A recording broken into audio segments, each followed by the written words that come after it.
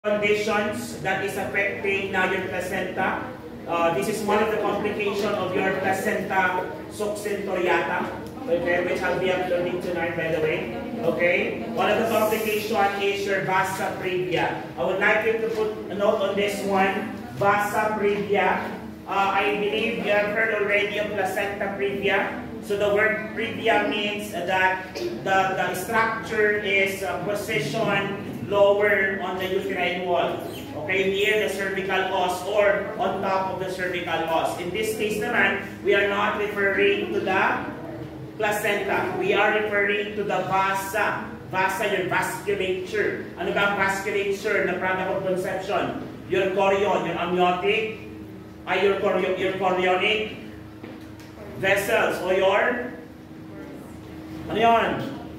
Umbilical cord. Okay, the umbilical cord is positioned in the lower part of the cervix, as you can see in the picture. This is what it's supposed to look like. This is the placenta, and that is the cord connected to the umbilicus of the baby. Okay, but what happened in this condition is that the placental cord, okay, resides in the lower part of the uterus, as you can see. To the extent that the head is trying to compress already the cord against the uterine wall near the cervical opening or cervical os. Would that pose a danger? We'll try to look at that as we discuss the general concept. Let's start with this one. So general concepts of vasa previa: umbilical vessels of developmentus cord insertion cross the cervical os, therefore deliver before the fetus. So, pag sinabi natin velamentus, that is referring to the cord also. Yung cord, okay, pag sinabi natin velamentus cord, yung cord, ibig sabihin, imbes na nakapasok siya sa placenta, it's on top of the placenta, covered by a membrane. Mamaya papakita natin ito kasi didiscuss ko rin siya. Okay? So, delikado rin yun. Ay umahaba po yung length ng inyong cord. Kaya ang problema dito, pag position sa on the lower part of the uterus, the possibility of it, okay, delivering first is high. Ang tawag natin sa situation na yun is yung umbilical cord prolapse. I believe I already have a video about that, isn't it? Sa mga nag-advance po na mag-grade notes, I already have a video of that, okay? Now, vessels may tear with cervical dilatation. That's the problem here. Just as placenta previa may tear. O sa mga signs sa placenta previa, isn't it that prone sila for bleeding? Yes, especially when the cervix is already dilated. Also here, since the umbilicus is left unprotected, possibly tearing the umbilical cord. Umbilical cord contains blood vessel. Oh, still remember, basic, normal physiology of your cord and your placenta. How many blood vessels do we have in your umbilical cord? One. We have three. Ava, isn't it? The two arteries and one vein, isn't it? Oh, huwag niyo nakalimutan yan. That's your two arteries and one vein. We did that. So technically, if that umbilical cord is teared, same as your placenta, what will happen to the blood vessel? Severe. So ano mangyayari? Dilated yung vein, lalabas ang dugo. It will lead to bleeding. Delikado ba yun? Of course, because that is the blood supply for the growing fetus. It may lead to high. Pag na-severe ang blood vessel, no more blood going to the fetus, what will happen to the fetus? Hypoxia. Hypoxia means decreased oxygenation. Tendency, mahirapan din siyang i-excrete ang carbon dioxide. Carbon dioxide remains in the body of the fetus, increasing now the carbonic acid, making the fetus suffering from fetal acidosis. Okay? Kaya pag hypoxic ka, pwede ka magkaroon ng fetal acidosis. Oh, sino na try na dito pag hyperventilate? Pag gano'n itsura mo, pwede ka mag-suffer from respiratory acidosis because you are not excreting the carbon dioxide well. Naiipon siya sa katawan mo, tendency magkakaroon ka ng carbon accumulation, making you respiratory acidotic. Okay, pag-alalan yan pagdating nyo ng third year. Now, this condition is due to the following reason. Number one is your velamentous cord insertion. I'll be discussing this in a while. Okay? Velamentous cord insertion, or basically, pag sinabi natin velamentous, the vein or the blood vessel of the cord is not embedded in the placenta itself. Ang nagawa niya, imbis na doon sa loob ng placenta sumiksik, it goes on top of the placenta, covered with the membrane. Kaya pag nakita mo ito, para siyang malaking plastic na malamig ugat. Okay? Delikado din po ito. May explain natin. And your succintoriate placenta or your succintoriata placenta. Ano naman ang succintoriata placenta? Wala ito kabat succintoriata placenta. Each pregnancy, depending kung twins yan, or twins na identical, or not identical, okay? A placenta would only form one single lobe. Yung gaplato. Sa succintoriata, may additional lobe. So ito yung main placenta, then may maliit na placenta. Ganon ang nangyayari kay succintoriata. Okay, I already have a video on that. Okay, just try to check it sa mga sisend ko sa inyo. Okay, next, what are the possible risk factors, sir? Okay, possible risk factors are the risk factors also for these two conditions, which is the causes. Ano yung mga yun? Multiple pregnancies. What else? Placenta previa. Another one is previous cesarean deliveries. Okay, lagi naman po yan kasi may fibroid formation. Okay, and the abnormal placental development. So, depende yan. Okay, there are different types of abnormal placental development. Including na po dyan sila succintoriata, bubble door placenta, marami yan. Pag-usapan natin lang, lahat sa placenta. Okay, hanggang abruption placenta before we go to the cord problem. Okay, so those are the risk factors, sir. Pag meron ka nito, you would highly likely develop the two causes, which is your velamentous cord and your also succintoriata or succintoriate. Okay? Pag na-develop mo yun, possible na magkaroon ka ng tinatawag na vasa previa. Okay? Now, advanced maternal age is also one of them. Pag sinabi natin advanced maternal age, lagi mong inuulit ito. Naalala niyo ba si geriatric pregnancy? Ang mga nagbuntis above 35 years old. Kaya hindi lang chart-chart yung sinasabi ni Mr. Pasco na after you graduate nursing, you take the board, you pass it, you work for 3 to 5 years. At the age of 25 to 26, dapat naglalandi ka na.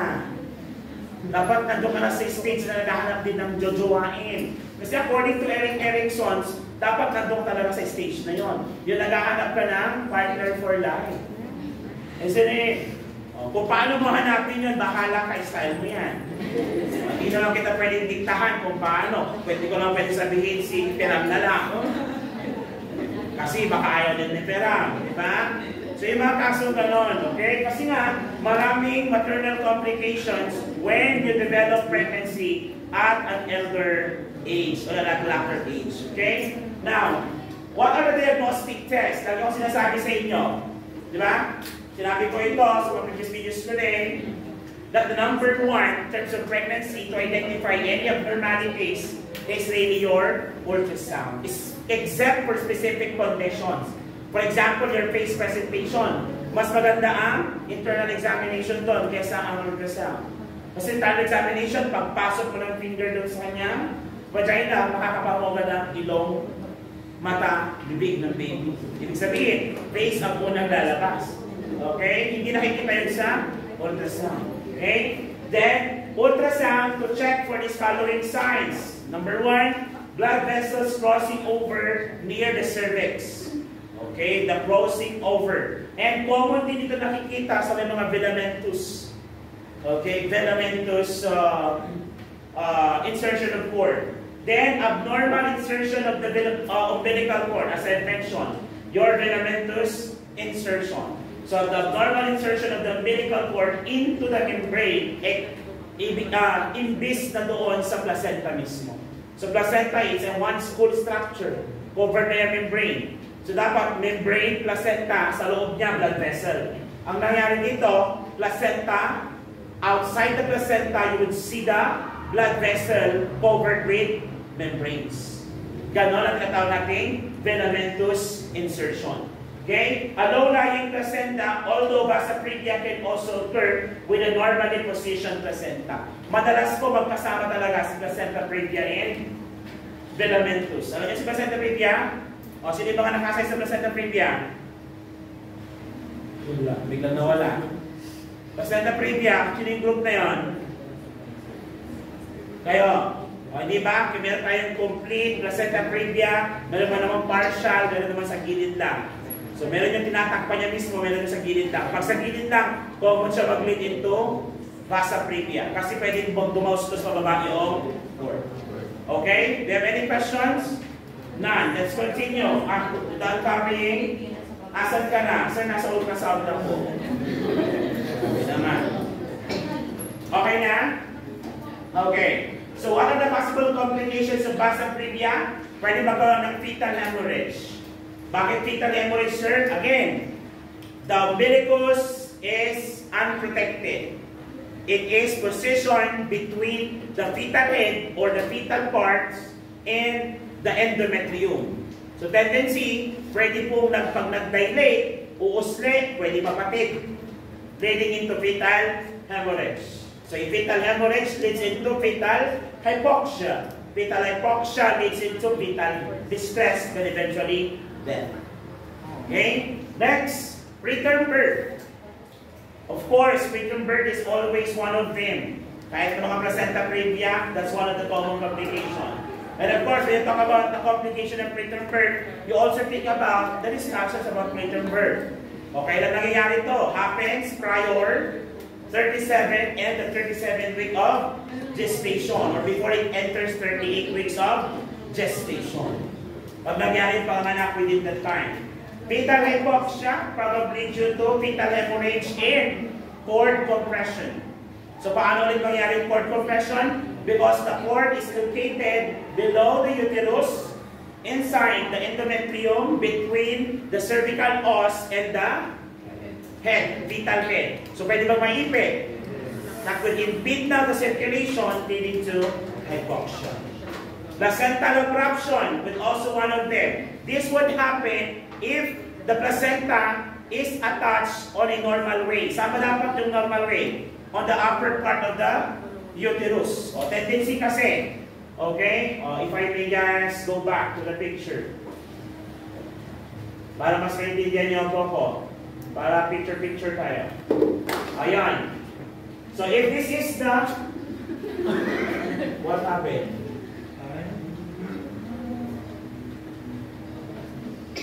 Ayan. If this is the placenta and the cord goes down, tendency, when the fetus moves, pwede niya mahugot, accidentally pulling the placenta out the top. So tendency, makakaroon tayo ng premature detachment of the placenta known as abruptio placentae or placenta. Okay? That would give now a painful sensation with the vaginal bleeding doon sa pregnant mother. So ang ating immediate solution dyan, depende sa degree, but most of the time, emergency cesarean section. Okay? So tuloy tayo dito. Let's go back dun sa kanina. Diagnostic test, complications. Let's go now to your management for vasa previa. Number 1, for early diagnosis is the most important. Okay? This is the most essential to prevent now the possible complications. So ano yung mga early diagnosis natin? Balik tayo sa diagnostic test. Ultrasound. Pwede ka ba makita on ultrasound? Yes, especially if you're going to use your color Doppler.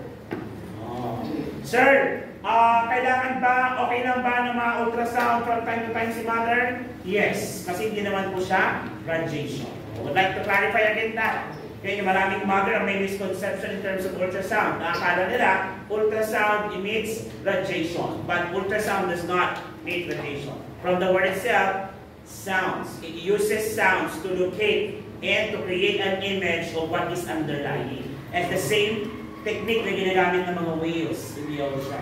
So when they make sound, they try to map the ocean using that sound. And then create an image. Doon nila nakuha yung idea ng ultrasound. Ano naman sa inyo?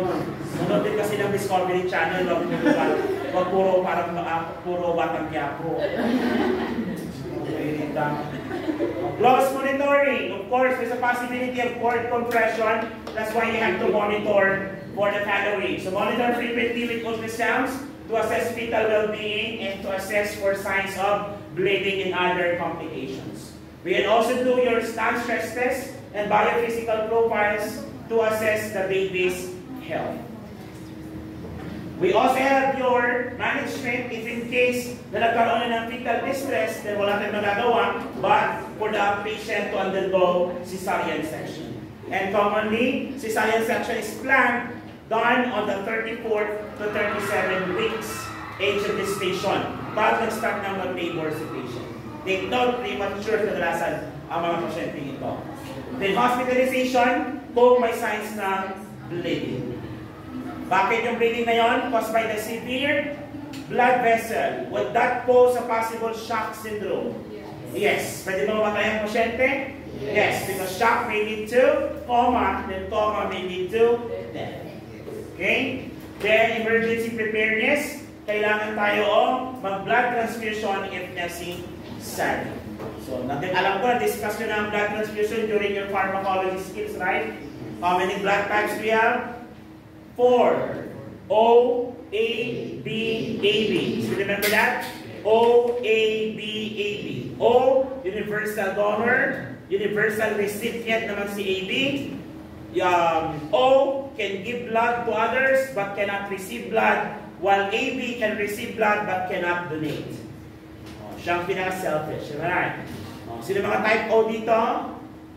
Kayo na nga mapagbigay, alam niyo ba kayo din ang prone sa peptic ulcer. Meron. Type O blood are prone for peptic ulcer disease. Cases of PUD are higher in type O. AB, mga selfish. They don't need blood. They cannot.